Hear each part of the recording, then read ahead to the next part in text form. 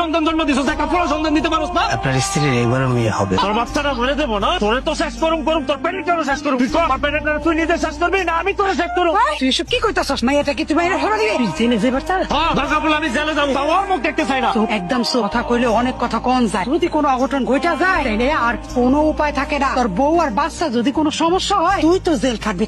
লগে এই বুড়া বয়সে আমারও জেল কাটান লাগবো। মা, আমি সাপ কইতাছি, ওর মুখ আমি আর দেখতে চাই না। আমি যেন বাড়িতে আসা আর ওর মুখ না দেখি, এগুলো নিয়ে যাইতে কো। এখনই যাইতে কো আমার বাড়ি থেকে।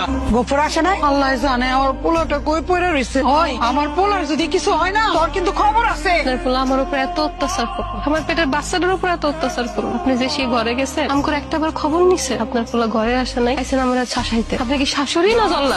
বড় বড় কথা কইস না। আমি আসিলাম বইলাই তুই তখন বাইচা গেছস। আমি আর একটু দেরি করলে তুইও শেষ হইতি, তোর পেটেরটাও শেষ হইতো। মা, ও মা, মা, কি ব্যাপার? তুমি এটা কারে লইছো? আমার বউ। বউ মানে কি কইতেছো তুমি এসব? তুই সাহাবি নারী বিয়ে করছো? ও মা, এইমাত্র আমরা কাজী অফিস থেকে বিয়ে করে আসলাম। এই সময় তুমি বিয়ে করছো কোন সাহসে? তুই সাহসে কি দেখছো? আর তোরে জিগাইয়ে আমি কাম করুম? আমি তোমার বউ, আমার কাছে জিগাই তোমার সবকিছু করতে হইব। আমার অনুমতি ছাড়া তুমি বিয়ে করতে পারবে না। তুই আমার ঘোড়ার ডিমের বউ, আমি তোরে বউ হিসাবে মানি? তুমি মানো আর না মানো, আমি এই বিয়ে মানি না। মা, তুমি সাবিনার নিয়ে ঘরে যাও।